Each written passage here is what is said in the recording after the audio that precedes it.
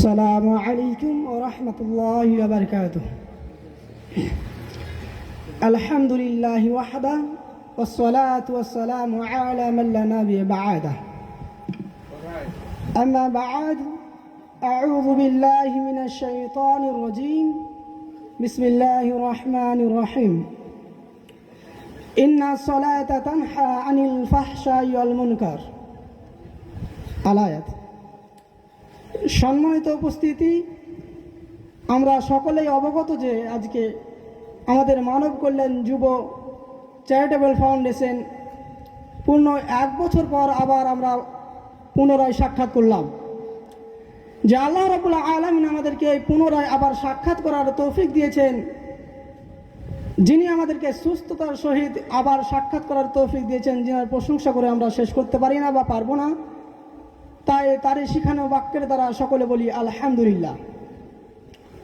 তারপরে পরেই আমাদের ধর্মের গুরু, কর্মের নেতা, সকলে বলি মুহাম্মদ সাল্লাল্লাহু আলাইহি ওয়াসাল্লাম, তিনার উপর লক্ষ কোটি দরুদ ও সালাম বর্ষিত হোক, আল্লাহুম্মা আমিন। সম্মানিত উপস্থিতি, আজকে আমাকে যেহেতু বিষয় বেঁধে দেওয়া হয়েছে, সেই বিষয়ের পূর্বে আমার কিছু কথা। তো আল্লাহ সুবহানাহু ওয়া তাআলা এই পৃথিবীতে মানুষকে পাঠিয়েছেন এবং জীবন এবং মৃত্যুকে সৃষ্টি করেছেন কেবলমাত্র আমাদেরকে পরীক্ষা করার জন্য। কেমন পরীক্ষা? মানুষ কে ভালো কাজ করে এবং কে খারাপ কাজ করে তার ফায়সালার জন্য। তো আমরা চির সফলতা অর্জন করব কি করে? এই ব্যাপারে আল্লাহ সুবহানাহু ওয়া তাআলা বলছেন, কুল্লু নাফসিন যায়িকাতুল মাউত। নিশ্চয় প্রত্যেক প্রাণীর, যার আত্মা আছে, তার মৃত্যু হবে। কুল্লু নাফসিন যায়িকাতুল মাউত ওয়া ইন্নামা তুওয়াফাউনা উজুরাকুম ইয়াওমাল কিয়ামাহ। এবং কিয়ামতের দিন সবকেই প্রত্যেকের পূর্ণ বদলা দেওয়া হবে। ফামান যুহজিহা আনিন নার, এবং যাকে জাহান্নাম থেকে দূরে রাখা হবে, ওয়াদখিলাল জান্নাহ, এবং যাকে জান্নাতে প্রবেশ করানো হবে, ফাকাদ ফাজা, সেই সফল। ওয়ামাল হায়াতুদ দুনিয়া ইল্লা মাতাউল গুরুর। তারপরের অংশে আল্লাহ সুবহানাহু ওয়া তাআলা বলছেন, এই দুনিয়ার ভোগ বিলাস ছাড়া কিছু নয়, এই দুনিয়ার সম্পদ ভোগ বিলাস ছাড়া কিছু নয়। সম্মানিত উপস্থিতি, বলতে চাচ্ছি, আমাদের এই দুনিয়াতে পাঠানো হয়েছে কেবলমাত্র আল্লাহ সুবহানাহু ওয়া তাআলার ইবাদত করার জন্য। এবং আমাদের এই জীবনে আমরা পৃথিবীতে পুরোপুরি সফলতা অর্জন করতে পারবো না। আমাদের সফলতা অর্জন করতে হবে কিয়ামতের দিন তথা জান্নাত।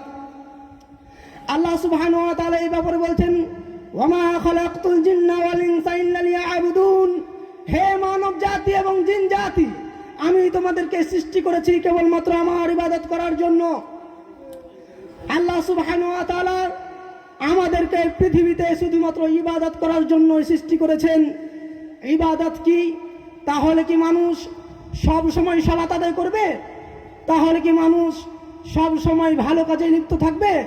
তাহলে কি মানুষ সব সময় তারা নিজের রুজি রোজগার নিয়ে ব্যস্ত থাকবে? এটাই কি মূল উদ্দেশ্য? তাহলে কি এগুলো করবে না? সম্মানিত উপস্থিতি, মানুষকে তার কাজকর্ম করতে হবে। যেহেতু মানুষকে খেতে হবে, তার জন্য টাকা লাগবে, আর টাকার জন্য মানুষকে রুজি রোজগার করতে হবে, এটাই স্বাভাবিক। তো আল্লাহ সুবহানাহু ওয়া তাআলা বললেন ইবাদত। ইবাদতের মধ্যে পৃথিবীতে শত শত ইবাদত রয়েছে, সবকিছু ইবাদত। এই যে আমরা এই সংগঠনের সাথে যুক্ত আছি, এটাও একটা ইবাদত। আমরা যে ভালো মানুষের সাথে ব্যবহার করি, সেটাও একটা ইবাদত। তারপরে পৃথিবীতে হাজারো হাজারো ইবাদতের মধ্যে সবচাইতে যেটা গুরুত্বপূর্ণ ইবাদত, যার উপর নির্ভর করে প্রত্যেকটি ইবাদত, সেটা হচ্ছে সালাত তথা নামাজ। তো নামাজ যদি মানুষ পড়ে, প্রথমত আমি তার গুরুত্ব তুলে ধরব। আল্লাহ সুবহানাহু ওয়া তাআলা বলছেন, ইন্না সালাতা তানহা আনিল ফাহশাই ওয়াল মুনকার। নিশ্চয় যে ব্যক্তি সালাত আদায় করে, সে খারাপ কাজ থেকে দূরে থাকবে, যাবতীয় অন্যায় কাজ থেকে সে দূরে থাকবে যে ব্যক্তি সালাত আদায় করে। এখানে আমাদের বোঝা একটা ভুল হয়ে থাকে যে এমনও মানুষ আছে পৃথিবীতে যারা সালাত আদায় করে তারপরও খারাপ কাজ করে। তার মানে কি এটা যে তার সালাত হয় না? মূলত এটা না। ইমানে দুর্বল। সম্মানিত উপস্থিতি, তারপরে রাসূল সাল্লাল্লাহু আলাইহি ওয়াসাল্লাম বলছেন, আউয়ালু মা ইউহাসাবু বিহি আবদুল ইয়াউমাল কিয়ামাতি সালাহ। কিয়ামতের মাঠে মানুষের সর্বপ্রথম যেটা হিসাব নেওয়া হবে সেটা সালাত। ফাইন সালুয়াত সালু আলাহু সাইরু আমালিহি, তার যদি সালাত গ্রহণ করা হয়, সে যদি সালাত আদায় করে থাকে তাহলে সমস্ত আমল গ্রহণ করা হবে। ওয়াইন ফাসাদাত ফাসাদা সাইরু আমালিহি, এবং তার যদি নামাজ না থাকে তাহলে তার কোনো আমল গ্রহণ করা হবে না। তাহলে যে আমরা এই সংগঠনের সাথে যুক্ত আছি, অনেকেই আছে সালাত আদায় করে না, অনেকেই সালাত আদায় করে। আমি সেদিকে যাচ্ছি না, আমি বলতে চাচ্ছি যতই মানুষ ভালো কাজ করুক না কেন, যদি সালাত না থাকে তাহলে তার বিন্দুমাত্র কোনো কাজ উপকারে আসবে না। উদাহরণস্বরূপ আমরা সকলেই জানি যে যারা হজ করে হাজি মানুষ, তার গুরুত্ব। যে রাসূল সাল্লাল্লাহু আলাইহি ওয়াসাল্লাম বলেছেন, কোনো ব্যক্তি যদি হজ করে, সে হজ করলে সে সেই রকম নিষ্পাপ হয়ে যায় সে যেদিন সে জন্মগ্রহণ করেছিল, তথা তার কোনো পাপ থাকে না। তারপরে কোনো ব্যক্তি এখন যদি কেউ হজ করে আসে আর বাড়িতে আসা অবস্থান করার পর যদি আসরের, জোহরের, মাগরিবের, এশার নামাজ ছেড়ে দেয়, তথা অলসতা করে ছেড়ে দেয়, ইচ্ছাকৃতভাবে ছেড়ে দেয়, তারপর সে যদি মৃত্যুবরণ করে, তাহলে তাই যে হজ করে এসছে হজের নেকিটা তার কাটা যাবে, যেহেতু তার খাতায় সালাতের নেকি নেই। সম্মানিত উপস্থিতি, সালাতের ব্যাপারে এতটাই গুরুত্ব যে হাদিসে বলা হয়েছে যে তার বাপ তার ছেলেকে কিভাবে সালাত পড়াতে বাধ্য করবে। রাসূল সাল্লাল্লাহু আলাইহি ওয়াসাল্লাম বলছেন, মুরু আওলাদুকুম বিসসালাহ, তোমাদের ছেলে মেয়েদের সালাতের আদেশ করো। ওয়াহুম আবনু সাবিআ সিনিনা, যখন তাদের বয়স হয়ে যায় 7 বছর, তখন তোমাদের ছেলে মেয়েকে বলো, আব্বু তুমি সালাত আদায় করো, আম্মু তুমি সালাত আদায় করো। এবং ওয়াজরিবুহুম আলাইহা, এবং তাদেরকে প্রহার করো। ওয়াহুম আবনাহু আশরিন সিনিনা, যখন তাদের বয়স 10 বছর হয়ে যায় তারপরে সালাত আদায় করে না, তাদেরকে মেরে সালাত আদায় করতে হবে, এটাই বিধান। সালাত এমনই একটা ইবাদত যার কোনো বিকল্প পথ নেই। নামাজ এমনই একটা ইবাদত যার কোনো বিকল্প পথ নেই। উদাহরণস্বরূপ আমরা কেউ যদি হজ করতে যাই, হজ করার টাকা পয়সা সব কিছু রেডি, তারপরে আমি অসুস্থ, আমার বদলে অন্য কেউ গিয়ে হজ করতে পারবে, এটা জায়েজ, পারবে সে। উদাহরণস্বরূপ আমি দান সাদিয়া করব, আমি সেখানে যেতে পারবো না, আমি কারো হাত দিয়ে পাঠিয়ে দেবো দান, সেটা হয়ে যাবে। কিন্তু যার নামাজ তাকেই আদায় করতে হবে, কেউ সেটা ঠেকাতে পারবে না, তাকেই আদায় করতে হবে।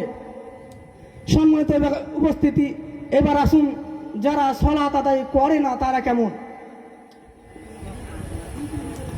যারা সালাত আদায় করে না তারা কেমন? আল্লাহ তাআলা বলছেন, ফাখালাফা মিন বা'দি খালফুন আযাউ সালান ওয়াত্তাবিউ শাহাওয়াত ফাসাউফা ইয়ালকাইনা গায়্যা। তাদের পর অপদার্থ, তারা সালাতকে নষ্ট করলো এবং কুপ্রবৃত্তির অনুসরণ করলো, অচিরেই তারা ভ্রান্ত পথের ফল ভোগ করবে। আল্লাহ সুবহানাহু ওয়া তাআলা এখানে বলছেন তারা হলো অপদার্থ কারা? যারা সালাত ছেড়ে দেয়, যারা নামাজ আদায় করে না, তারা হচ্ছে অপদার্থ, তারা হচ্ছে বর্বর, তারা হচ্ছে অশিক্ষিত।